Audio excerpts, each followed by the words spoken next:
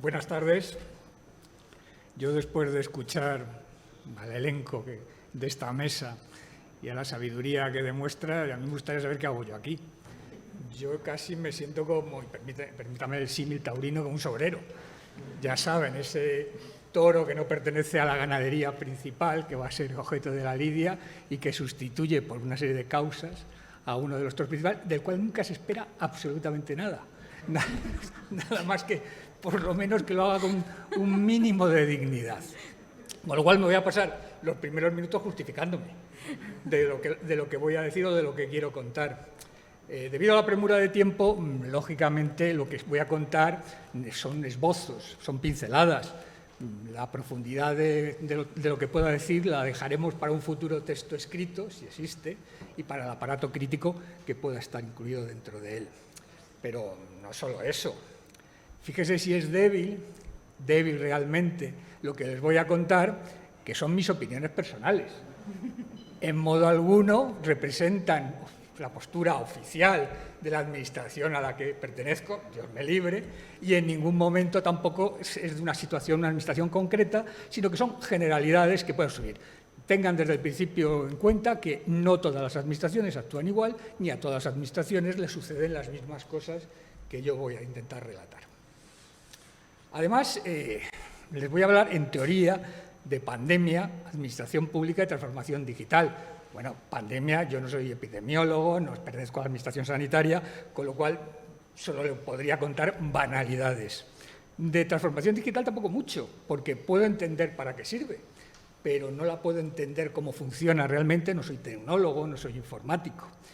Y en cuanto a administración pública, decía Josefina que ella es un rara avis. A mí me gustaría saber qué es un archivero, más allá de un pajarraco extraño en el mundo de la administración. A fin de cuentas somos finalistas, estamos al final de la cadena productiva de la administración pública y la intervención que podemos tener, somos informadores, somos custodios, pero la intervención que podríamos tener desde el principio de la administración siempre ha sido, digamos, por ser generosos con nosotros mismos, limitada. Por eso yo he preferido titularla "Si de verdad hemos hecho tantas cosas útiles durante la pandemia".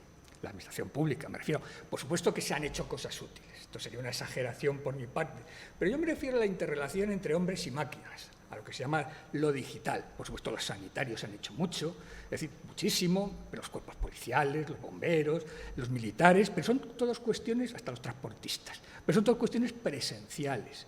Yo no me refiero a la administración de antes, a la que ha existido siempre y en parte seguirá existiendo, sino a aquellas connotaciones que nos dicen que lo hemos hecho realmente bien dentro del mundo del futuro casi en el que nos ha encaminado la pandemia. He de decir que lo que yo les voy a contar aquí es, a mi entender, cuáles son los límites que hay para que estas transformaciones se puedan tener lugar dentro de las organizaciones públicas, cómo ha sido, desde una visión muy pacata, también hay que decirlo, cómo ha sido esa intervención, qué es lo que deberíamos tener o que debemos conseguir y algunas, digamos, opciones que yo planteo de cosas que deberían cambiar o deberían transformarse. Y puede que me equivoque, porque realmente algunas declaraciones institucionales nos muestran un mundo lleno de futuro. Hombre, si hablamos de Hacienda, seguro. Si algo funcionó bien desde el punto de vista digital, fue Hacienda para recaudar impuestos. Pero a pesar de todas estas cuestiones, de todas estas, digamos, exclamaciones de la importancia que ha tenido la administración digital, estos son declaraciones institucionales, no me las he inventado. Yo me haría una serie de preguntas, pero no se suspendieron los plazos administrativos durante el confinamiento, los procedimientos administrativos se paralizaron todos.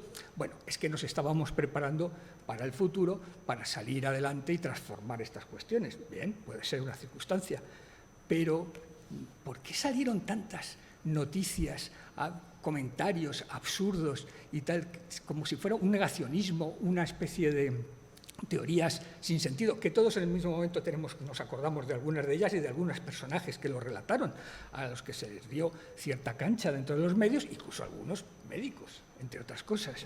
¿Por qué esa falta de desconfianza hacia lo que la administración, los poderes públicos decían sobre la pandemia? Y todo fue también porque el Ministerio de Política Territorial y Función Pública ha constituido un grupo de análisis que acaba de entregar, que todavía no se saben los resultados, una propuesta de reformas en la administración pública. Si todo había funcionado bien, ¿qué era necesario cambiar? Y ahora vuelvo al retorno, al principio, donde tenía que haber empezado y haberme ahorrado toda esta justificación. Rodrigo y yo debemos leer a los mismos señores. Neil Ferguson es un personaje en el cual me gusta leerlo, no estoy casi nada de acuerdo con lo que dice él generalmente, pero él habla de estas cuestiones sobre la pandemia, un libro que no voy a entrar en él, pero es que es un libro realmente curioso, porque no coincide lo que dice luego con las conclusiones, pero la verdad es que yo me quedo simplemente con una cosa. La capacidad de análisis no se construyó con la suficiente rapidez. También podría quedar con que los planes, los programas tampoco funcionaron demasiado bien. Tenga razón o no tenga razón Neil Ferguson, lo que sí está claro es que existió un concepto de transformación digital que desde la propia Comisión Europea se ha intentado, digamos, proclamar, promulgar, difundir, es decir, como una necesidad vital de cambio y transformación. Ya no se trata de cambiar solo por la tecnología, no, ni mucho menos, no se trata de una simple modernización. Son principios incluso grandilocuentes. La tecnología al servicio de las personas, una economía digital justa y competitiva, ahí está, y una sociedad abierta, democrática y sostenible. Todavía más, por esas cuestiones en profundidad. ¿Y la administración digital? Bueno, este es un párrafo entresacado del Plan de Administración Digital del propio Gobierno de la Nación. Hay que decirlo que, aunque parezca que es una cosa muy burocrática, dice varias cuestiones bastante importantes.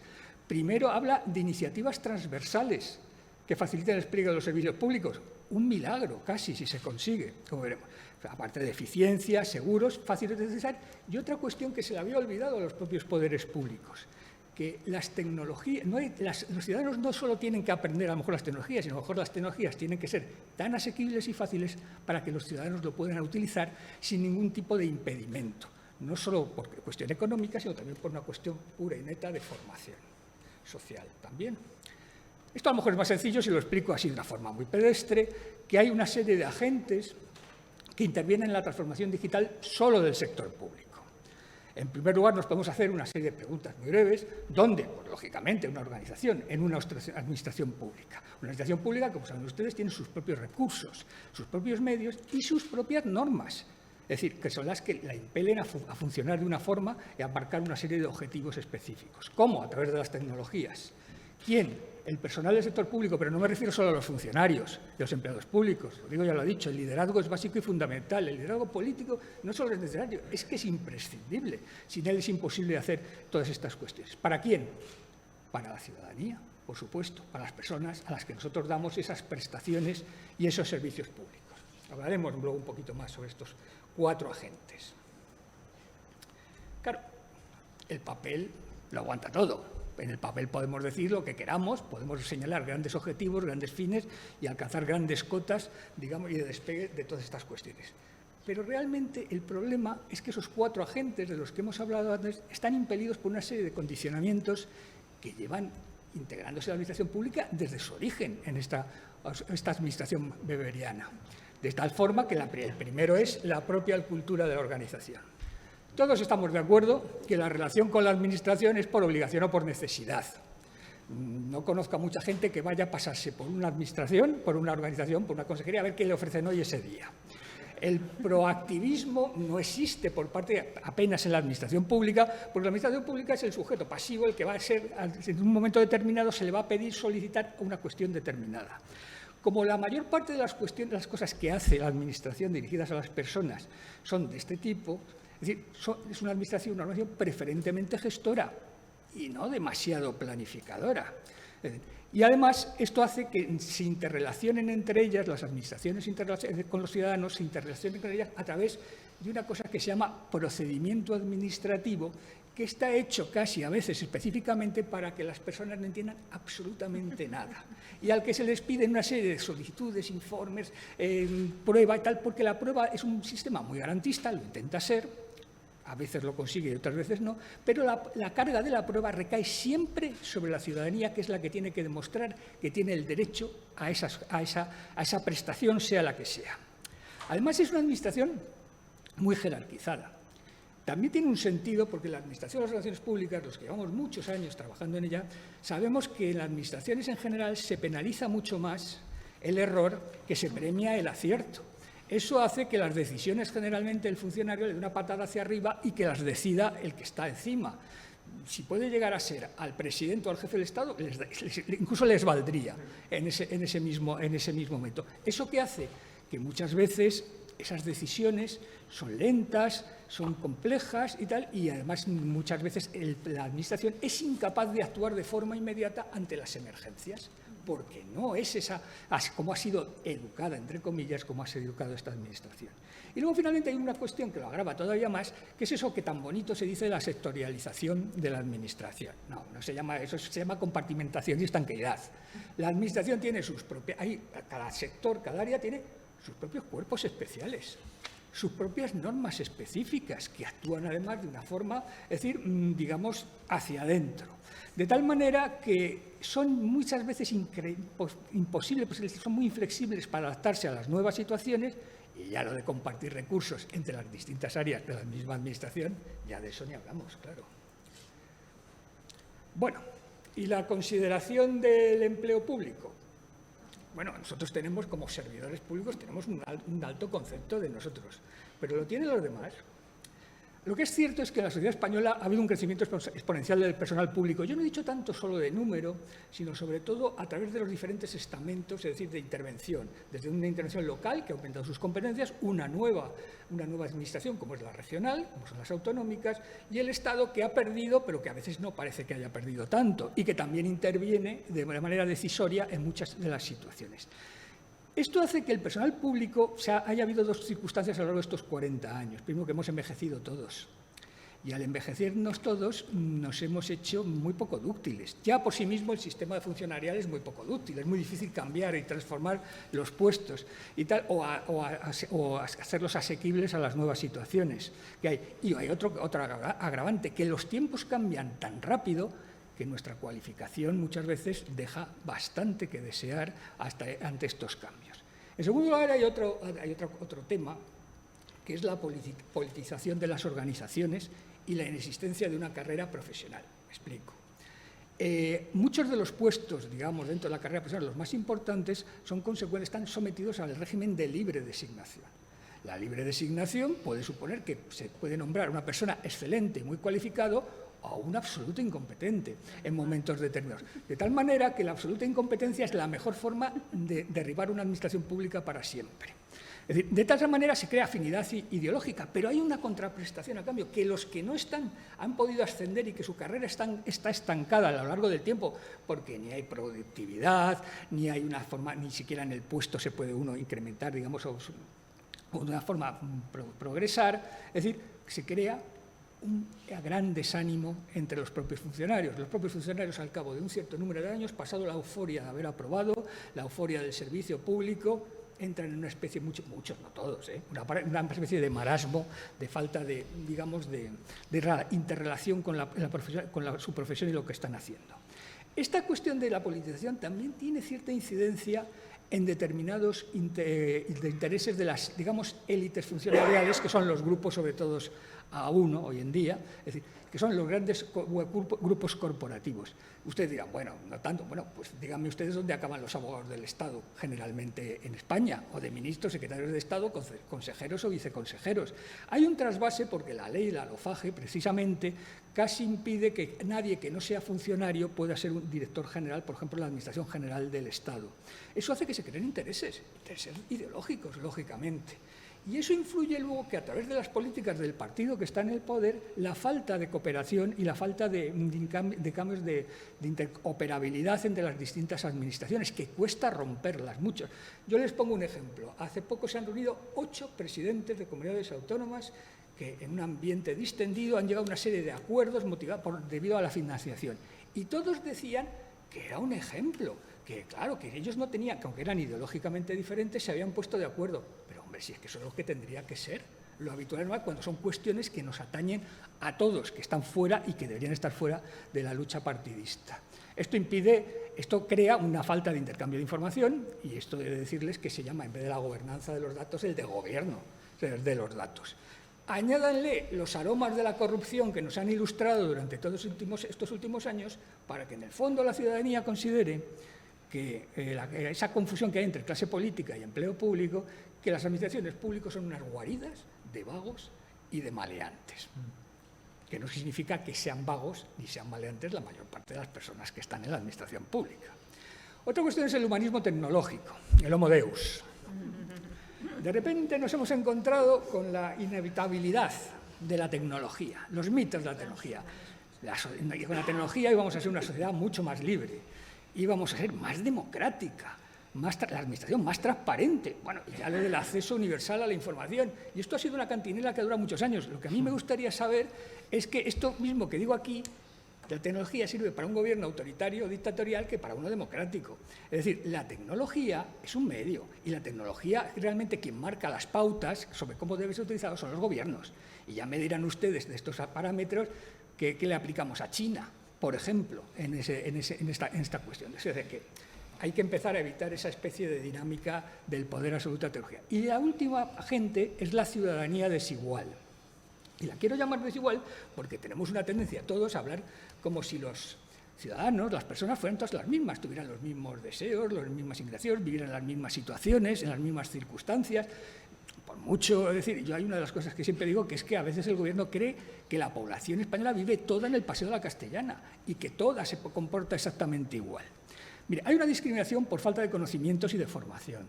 Y el 49% de la población afirma que no es que no pueda comunicarse con la administración, es que no entiende nada de lo que le dice la administración ni de los medios que tiene que utilizar. Es el 49%. Esto se va a solucionar o bien con formación o más fácil, cuando se mueran y entren los nativos tecnológicos que sean capaces de resolver todo este problema. Hay una discriminación geográfica. No puede ser lo mismo la despoblación o los núcleos rurales pequeños, es decir, que grandes urbes como Madrid. Entre otras cosas, porque ustedes saben que estos medios tecnológicos están en manos de empresas privadas y las empresas privadas, curiosamente, van a donde hay negocio, no a donde eso exige una subvención, eso exige una inversión por parte de los gobiernos, que normalmente son los gobiernos en las regiones más pobres, donde tienen que hacer una inversión más grande. Pero esto se va a solucionar con los millones que van a venir de Europa y tal. Y la última es la discriminación por la inexistencia de medios y recursos, que esta es la más importante, por las circunstancias socioeconómicas. Pero vamos a ver, ¿ustedes creen que una familia de rentas bajas que tiene varios hijos es capaz de comprar a todos un dispositivo? La misma persona nos les ha dicho antes en la red que ante la propia universidad ha tenido que invertir para comprar ordenadores. Lógicamente, porque si hay algo que discrimina, precisamente por esto, es la educación no presencial.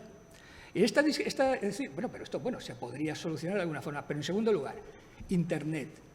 Pero todo el mundo puede pagar Internet cuando España es el quinto país más caro del Internet del mundo occidental. Del mundo occidental, el quinto. Y somos seguramente el quinto con mejores sueldos y rentas en ese mundo occidental. Y finalmente la discriminación, una discriminación que además está mucho más extendida y hoy está en boga, que es ¿cuánto cuesta la energía? ¿Cuánto cuesta la electricidad? Como somos siempre, vamos intentando alcanzar los mayores cotas y los mayores récords, somos el segundo país más caro que tiene la electricidad en la Unión Europea. Seríamos el tercero, pero se nos ha ido Gran Bretaña, para una cosa que podía ayudar. Bien, ¿y cómo se ha comportado la administración pública durante la pandemia? Entenderán, como yo soy archivero, les voy a hablar de archivos. Es un mundo más pequeño. Bueno, si alguna persona trabaja en la función pública, siempre puede extenderlo a algún campo de su área. En primer lugar, y lo más importante, y llegó el teletrabajo. El teletrabajo iba a arreglar absolutamente todo, porque iba a permitirnos trabajar en casa, ahorrar costes, evitar el transporte, el trasladarnos y hasta la conciliación familiar. O sea, era un nuevo mundo y hay gente verdaderamente convencida que todos deberíamos trabajar y no salir jamás de casa. Pero claro, en el mundo de los archivos esto del teletrabajo da ciertos problemas. Durante el confinamiento, los archivos dijeron que habían trabajado mucho y se dedicaron a subir cromos. Entiéndeme, cromos son fotos bonitas, dibujos, es decir, documentos extraños, curiosos. Claro, sí, bien, está muy bien. Curiosamente debía ser tan importante que ha descendido un 80% el número de cromos que se sube una vez que hemos salido de la pandemia o del confinamiento. Y claro, contestar correos, hombre, está bien, no es exactamente trabajar, porque cuando alguien te pide y te conta y dice que quiere que le digas qué documentos hay en el archivo y que si se los puede servir, se lo puedes decir lo que hay, pero no se los puede servir. Bueno, siempre hay algún loco que bajaba por ahí solo y se dedicaba a digitalizar como locos esos documentos, pero eso es presencial, eso no tiene nada que ver con lo digital. Y hay una segunda parte que yo creo que ha incidido en todo el mundo, aunque nadie lo quiera decir, que las dinámicas de grupo en la planificación y gestión, de este caso de proyectos archivísticos, ha habido dilaciones, ha habido quiebra de cohesión y ha habido falta de entendimiento. Porque la educación que tenemos para funcionar en esos grupos, en las dinámicas de grupos, es no solo presencial, es que es casi gestual. Tenemos que estar intercambiándonos continuamente informaciones a través, pero no solo de la boca, de la palabra, sino de las manos, de los gestos. Y es cierto, del contacto. Y es cierto que la videoconferencia es una gran ayuda, pero no es la solución y la panacea a todas estas cuestiones. Nosotros mismos hemos dilatado un tiempo más el proyecto que tenemos de archivo electrónico precisamente por parte de estas trabas, habidas y por haber. Bueno, pero no, esto se arregló. Y entonces empezó a considerarse que tenía que haber un personal esencial en las oficinas y presencial. Y de repente el péndulo dio marcha atrás, de estar todo el mundo sentado en la silla, dándole a la tecla del ordenador, intentando quitarte de encima a los niños, surgió esto. Es más, este es un decreto que su origen lo tiene la Comunidad Autónoma de Madrid, que ha sido copiado por diferentes organizaciones públicas, incluso, y está dedicado expresamente a los profesionales de los archivos o de la información. Esto ha sido copiado por archivos municipales, por ayuntamientos, que tienen la gran virtud de que en sus plantillas no tienen archivero, pero no sabe, vamos, yo no me quiero imaginar a qué pobre desgraciado le ha caído encima este artículo. Pero esto es el cortapego muchas veces de las propias administraciones. Sea bueno o no este artículo, lo que hay detrás siempre es una cultura del presentismo en la administración pública española. Una cultura que tiene una parte del temor del dirigente. Cuando hablo del dirigente no solo es del líder o tal, sino también de los jefes de servicio de a pie, los directores generales, a perder el control realmente de las actuaciones. Pero lo que está clave detrás es que la administración pública es muy difícil medir y evaluar las tareas encomendadas en muchos de los sectores. ¿Por qué? Porque nosotros no nos movemos por cuestiones lucrativas, nosotros nos movemos por grandes beneficios al final de nuestra actuación, de nuestra temporada, digamos, sino que tenemos otros conceptos evaluables, que es de satisfacción del ciudadano, de haber conseguido de que determinadas prestaciones se cumplan, etcétera. Y eso es muchas veces difícil de evaluar y hay algunos tal. No se trata del número de expedientes que hemos resuelto, que esa no es la clave, sino la calidad de esos presupuestos, de esos expedientes que hemos resuelto. Y de ahí, pues, se ha agudizado por estos vaivenes, cosa que irá a cambiar, que supongo que todo esto va cambiando a lo largo del tiempo, porque ya se sabe que otra vez se va a volver a intentar iniciar los procesos del teletrabajo, por lo menos así se ha anunciado por parte de la Administración General del Estado a partir de enero, que hay una desconfianza mutua entre el personal de las administraciones y la clase política. La clase política considera que que una gran parte de los funcionarios somos unos auténticos holgazanes, y los funcionarios consideran que una gran parte, los políticos son unos auténticos indocumentados. Y la gestión de la información pública, bueno, yo como soy archivero me interesa mucho la información, cómo se gestiona, lo bien que lo hemos hecho o lo mal, no sé. Tal. Lo curioso es que teníamos muchos datos, pero hemos pasado de la desmemoria del pasado, has visto que Rodrigo y yo también vemos las mismas fotografías, la desmemoria del pasado por el desconocimiento de los datos. Es decir, vamos a ver, las enfermedades son distintas, pero las emociones humanas ante el miedo son siempre iguales. Ya tú has puesto algunos ejemplos del siglo XIV, pero es que son iguales con la peste negra. Aquí hablamos de las mascarillas obligatorias, pero si habla, ese cartel significa que hay una gran oposición a utilizar la mascarilla. Habla la ventilación, higiene y distancia social frente a una sociedad que estaba acostumbrada a la falta de higiene, porque esto es una cuestión social. Es decir, las olas. De repente se empezaron a dar cuenta de que en determinados momentos subían los enfermos. Curiosamente en España coincidía con las fiestas populares y las procesiones, entre otras cosas. Y también se pusieron en cuarentena determinadas situaciones, teatros, en este caso es Estados Unidos, mítines, es decir, incluso las clases, que se cerraron en momentos determinados como lugares posibles de infección. Y no conocían lo que era un virus en esa época, no lo sabían. Y sin embargo, y luego bulos, los que quieran, pero el más importante, que se llama gripe española, cuando todo el mundo sabe que empezó en Arkansas, es decir, y fue trasladado a Estados Unidos.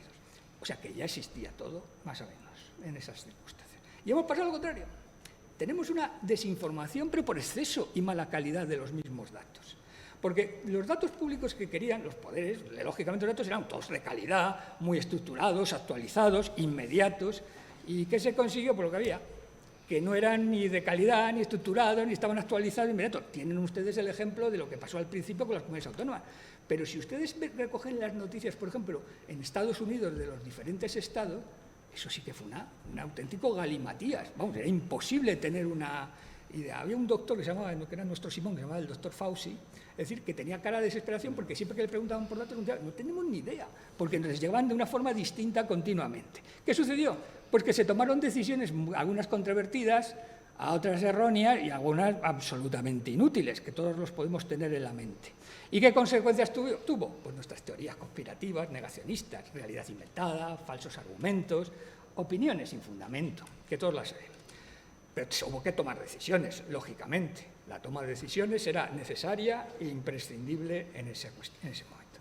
Y yo voy a poner el caso de los archivos, porque nosotros llegamos a tomar medidas, teníamos que tomar medidas, y no se sabe por qué llegó a nuestras manos un informe de los archivos nacionales franceses, que no sé por qué nos lo tomamos en serio cuando aparece algo así como francés, y entonces establecimos una serie de medidas, como cuarentenas, presiones ambientales, las que ustedes ven allí, bueno, que al final no estábamos defendiendo a las personas, estamos intentando evitar que los expedientes se enfermaran y contagiaran, porque todas las medidas eran para proteger a los expedientes.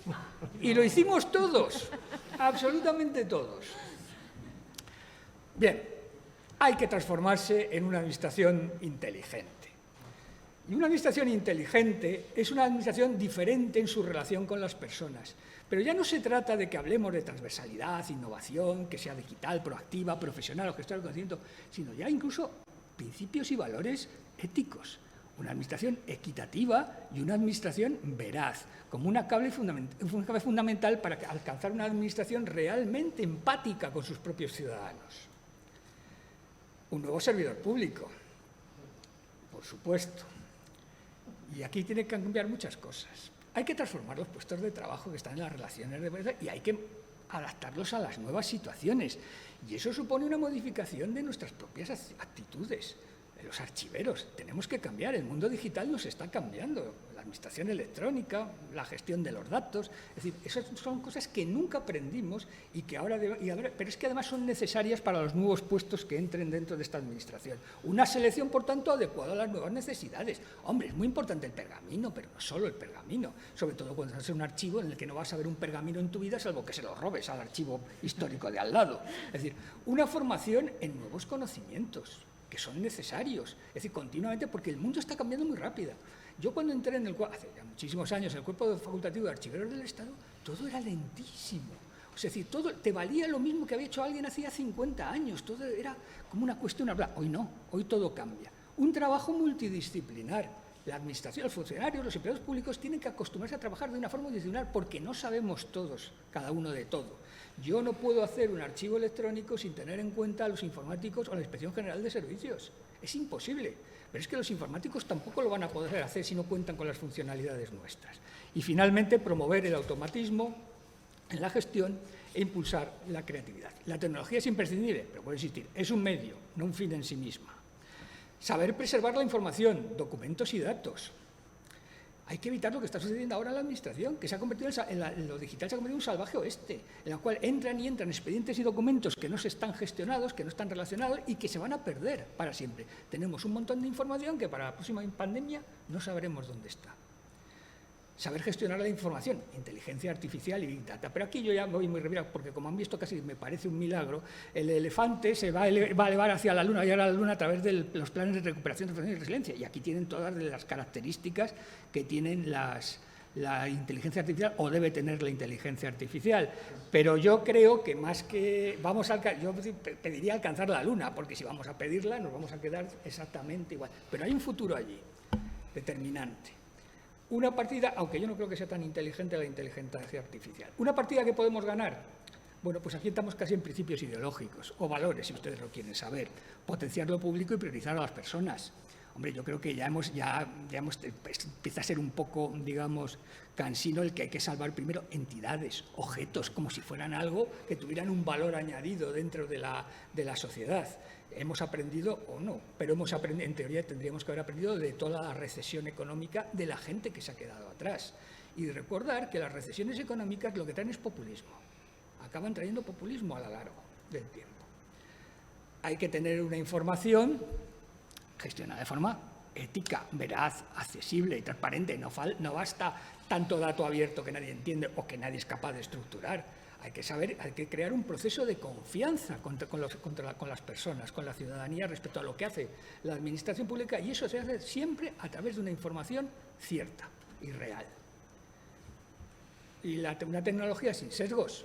Ya ha habido casos de tecnologías, de algoritmos que han estado reutilizadas, por ejemplo, en el gobierno holandés, que tuvo que dimitir en masa, es decir, pues luego ganó las elecciones, porque incluso hubo parte de gente que le pareció estupendo, que es decir, que simplemente discriminaba a los colectivos de inmigrantes cuando pedían una ayuda. Y los discriminaba porque son inmigrantes, ¿no? Y te vas a fiar de ellos. Y eso era una tecnología efectivamente sin sesgos. Y luego un entramado de intereses que hay en la administración, entramados que no coinciden siempre con el interés general, sino con el interés particular. Empresariales, políticos, corporativos, clientelares y sindicales, que ahí están, de todo tipo. Ahí existen los lobbies. Y esto, bueno, claro, esto es una carga que hay que llevar encima, pero, y claro, no somos Hércules para solucionarlo, pero sí es verdad que podríamos actuar como Hércules. Primero, no haciendo los 12 trabajos del mismo tiempo, sino de uno en uno. Y en segundo lugar, pidiendo ayuda a lo mejor a Atenea, que como buena diosa de la sabiduría y del conocimiento, a lo mejor es capaz de reconducirnos a tener cierto sentido común, de alguna forma. Y finalmente, permítame ya terminar, recupero a la banda de música y hablo de que hagamos realmente cosas útiles. Y hagamos realmente cosas útiles para hacer que la gente pueda bailar de acuerdo a su estilo, que en realidad son sus circunstancias, sus situaciones propias y tal. Porque si esos acordes que tocamos son acordes en torno a la democracia, la ética, la transparencia, la participación, el buen gobierno, la equidad, a lo mejor de esa forma conseguiremos legitimar los servicios públicos ante las personas, y de esa forma también conseguiremos legitimar la democracia, porque no lo duden, la democracia representativa también está entrando en una fase de cierta crisis. Y nada más.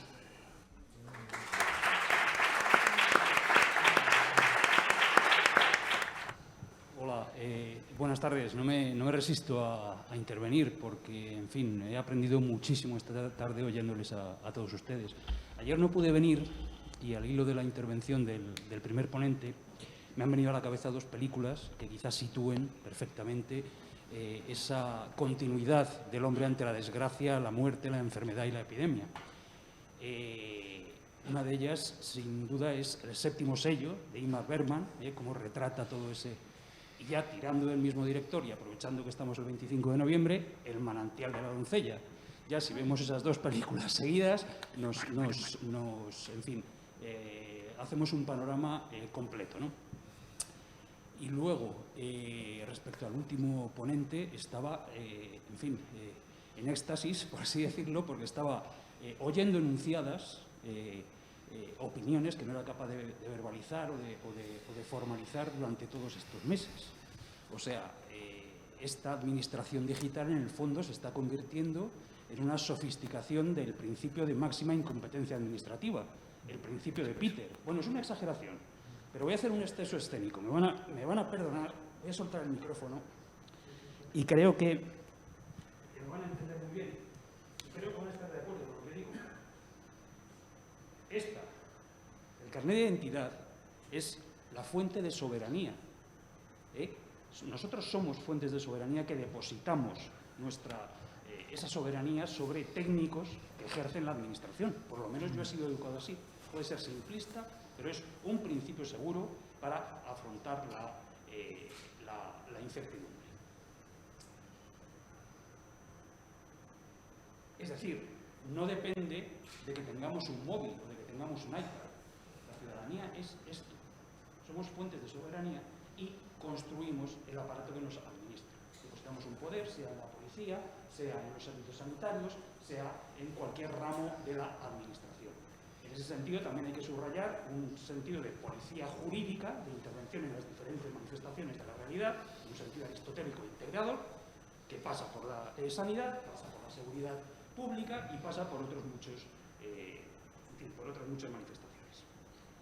Muchísimas gracias, cojo otra vez el micrófono y sencillamente ya para terminar, perdonadme, igual es un poco extravagante mi intervención, pero ya os digo que la habéis aportado mucho esta tarde y os lo agradezco mucho, sobre la necesidad de que en España se afronte de una vez por todas con claridad distinguir gobierno de administración, que es un proceso que especialmente desde el año 2007 con la ley, me parece que es la ley del gobierno, tiene una palabra más pero no recuerdo exactamente cuál. Que es anterior.